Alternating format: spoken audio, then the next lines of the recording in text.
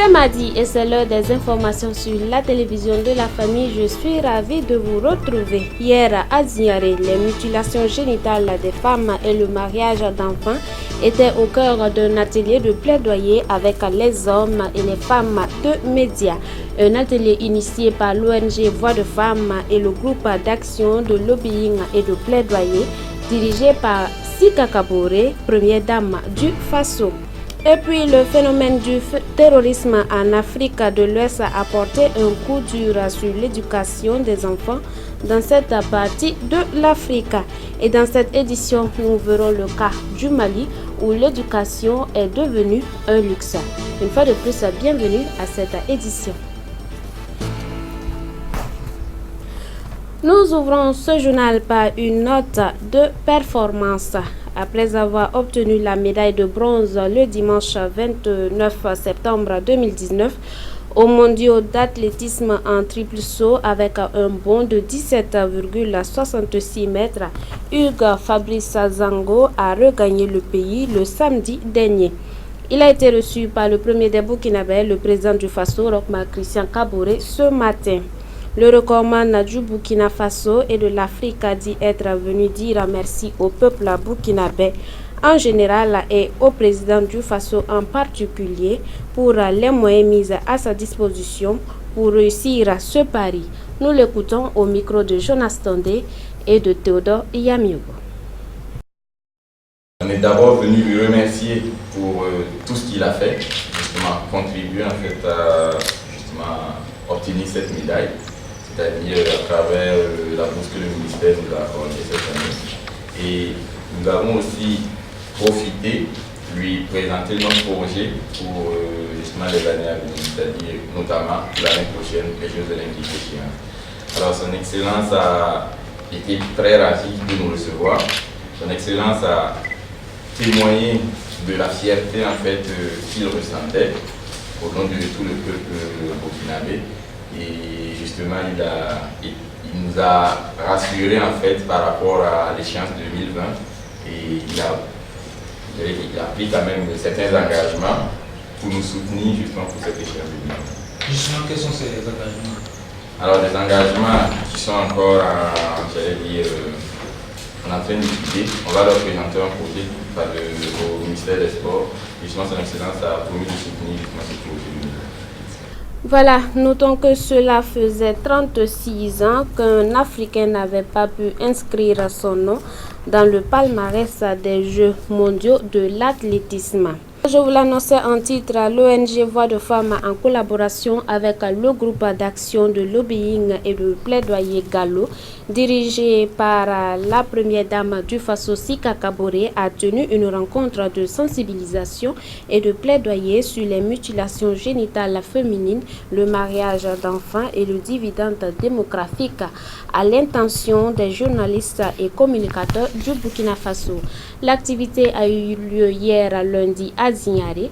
Plus de détails avec Jonas Tondé et Fabienne Stawadogo.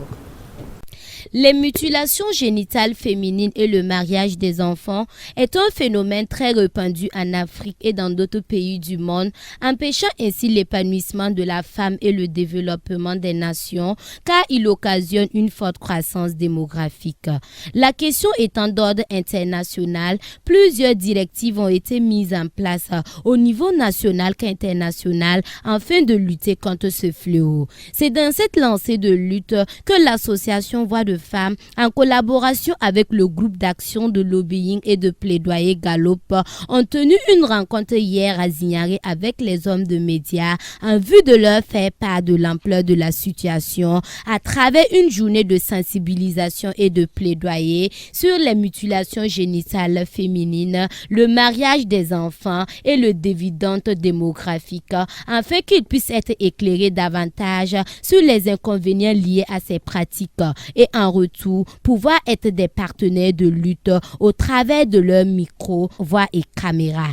Alors, ce que nous attendons spécialement de vous au sortir de cette rencontre, c'est que vous puissiez vous approprier la lutte que nous menons en faveur des femmes et des filles que vous puissiez vous en approprier et être le messager sur le terrain pour pouvoir relayer cette information et pouvoir expliquer aux populations en quoi ces pratiques sont néfastes pour la santé des femmes et des enfants. Et également leur expliquer ce qu'il est attendu aujourd'hui de la femme en tant qu'actrice de développement. Les participants avouent avoir reçu beaucoup de cette formation qui leur permettront d'ailleurs d'améliorer leurs écrits par rapport à ce sujet, tout en faisant appel au bon sens des populations à abandonner ces pratiques néfastes. M'a permis de comprendre certaines choses sur les mutilations génitales féminines, de comprendre en ce qui concerne le contenu du cadre juridique, ensuite la réponse nationale que le Burkina Faso bien sûr fait face à cette situation des mutilations génitales. On a vu certaines données que nous par exemple les journalistes nous n'avions pas. Cet échange vraiment nous a permis de comprendre beaucoup de choses et comprendre pourquoi donc faire un plaidoyer au Burkina Faso sur cette question des mutilations génitales féminines. Il faut saluer cette initiative du groupe d'action de plaidoyer de lobbying pour sensibiliser les journalistes sur les questions des mutilations génitales féminines, qui est une question vraiment préoccupante au Burkina Faso. Malgré les sensibilisations, on voit que la pratique continue, ça prend de l'ampleur et il faut une synergie d'action vraiment pour venir à bout de ce phénomène. En tant que communicatrice, je pense qu'avec ce que j'ai appris ici, je pourrais faire des émissions pour sensibiliser la population à ne pas pratiquer les mutilations génitales féminines, aussi encourager les femmes et les jeunes filles et pourquoi pas les hommes à adopter une méthode de planning familial.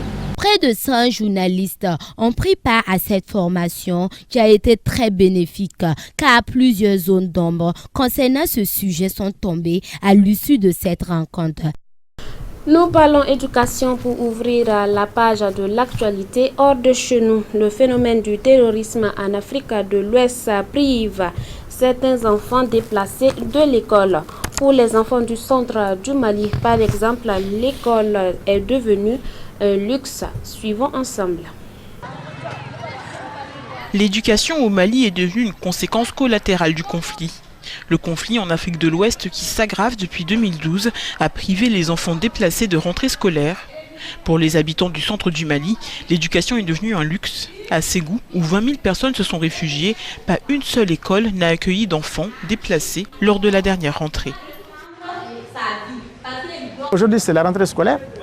Au moment où nous étions dans la logique de rouvrir ces écoles-là, on nous signale dans certaines communes, à Souba par exemple, à côté de Ségou ici, juste derrière le fleuve, on nous signale la présence de djihadistes qui se promènent dans les villages et qui organisent des prêches au cours desquelles ils somment les gens de fermer les écoles.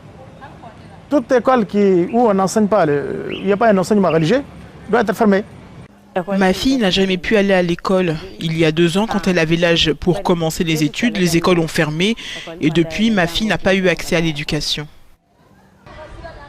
Au Mali, 920 écoles ont été fermées, dont plus des 2 tiers dans les 3 régions centrales, Mopti, Ségou et Koulikoro. Et puis le second dialogue politique visant à accélérer la mise en œuvre du programme pour le développement des infrastructures en Afrique a refermé ses portes le 26 septembre dernier à Malabo. Les recommandations issues des travaux visaient essentiellement à inciter les États membres de l'Union africaine à la ratification des outils de fonctionnement du dit programme. Le second dialogue politique visant à accélérer la mise en œuvre du PIDA, le programme pour le développement des infrastructures en Afrique, s'est clôturé le 26 septembre 2019 à Malabo. Les recommandations issues de ce dialogue visaient pour l'essentiel à inciter les États membres à la ratification des outils de fonctionnement du PIDA et à l'harmonisation des lois et règlements pour une facilitation du processus d'intégration régionale. Parce que d'un pays à un autre, il y a une réglementation spécifique. Même quand on s'est entendu au niveau des communautés régionales, mais à l'application, les États appliquent toujours les réglementations nationales. La Commission de l'Union africaine s'est par ailleurs félicitée de la mise sur pied de la nouvelle stratégie continentale visant à fournir un accès d'ici 2030 à toutes les communautés rurales situées à moins de 100 km via des corridors d'intégration PIDA. Il est anormal qu'il y ait autant de barrières à la fois douanières et policières pour pénaliser les marchandises qui vont dans les États enclavés. On invoque la sécurité, c'est vrai, il faut la sécurité. Mais tout le monde sait que ces barrières-là, n'est-ce pas, cachent malheureusement parfois des dysfonctionnements. Le coût en capital global de la mise en œuvre du PIDA depuis 2012 à 2020 devrait s'élever à près de 68 milliards de dollars. Les projets et programmes relatifs à l'énergie et au transport représentent environ 95% du coût total, ce qui démontre la nécessité d'investissements de transformation dans ces secteurs pour soutenir le commerce intra-africain. Sur le continent européen, à présent, contrainte à l'exil par le gouvernement hongrois, l'Université d'Europe centrale a rouvert ses portes sous d'autres cieux. Voici les nouveaux locaux de l'Université d'Europe centrale en plein cœur de Vienne. Jusqu'à l'année dernière, cette université fondée par le milliardaire américano-hongrois George Soros se trouvait pourtant à Budapest, mais l'établissement a été forcé à l'exil par le gouvernement hongrois qui a refusé de prolonger son accréditation. George Soros est devenu la bête noire du Premier ministre Viktor Orban. Lors de l'inauguration, le recteur de la CEU a fait part de ses craintes. Il ne peut pas y avoir de démocratie sans université libre. Il ne peut y avoir de société libre sans une science libre et une pensée libre. C'est ce qui anime et inspire la CEU depuis qu'elle a été créée. Et nous avons payé le prix fort pour avoir défendu ces principes en Hongrie. Mais vous pouvez être sûr que jamais nous ne mettrons le drapeau en berne à Budapest. Bruxelles a saisi la justice de l'Union européenne pour contester la décision du gouvernement hongrois. Mais en attendant le jugement, la CEU va déplacer petit à petit toutes ses formations dans la capitale autrichienne. Pour l'heure, seuls 300 élèves ont démarré leur cursus universitaire sur le nouveau campus de l'Université d'Europe centrale. Mais ils se sentent déjà comme chez eux. Toutefois, il ne s'agit que d'un hébergement temporaire jusqu'à ce que l'université trouve des locaux permanents ici à Vienne. Nous avons commencé cette édition par une performance. Nous refermons cette édition par une performance. Le prix Nobel de physique cette année a été attribué à 3 chercheurs spécialistes d'astronomie. Il s'agit d'un Canado-américain et de 2 Suisses. Le prix Nobel de physique décerné cette année à 3 chercheurs spécialistes d'astronomie. Le premier, James Peebles, est américano-canadien. Il a été récompensé pour ses découvertes théoriques en cosmologie physique. Les 2 autres lauréats sont suisses, Michel Mayor et Didier Queloz. Ils ont été les premiers à découvrir en 1995 une exoplanète, une planète en dehors de notre système solaire. Et depuis, ils poursuivent leurs recherches permettant d'affiner les connaissances de la structure de l'univers. Ils recevront leur prix le 10 décembre prochain à Stockholm, en même temps que les lauréats des autres disciplines. Voilà, c'est sur cette note de performance que nous refermons cette édition. Merci de nous avoir suivis. Toute l'équipe de production se joint à moi pour vous souhaiter excellente suite de programme sur Canal Vimkega. Demeurez bénis en Christ Jésus. Rendez-vous demain à la même heure.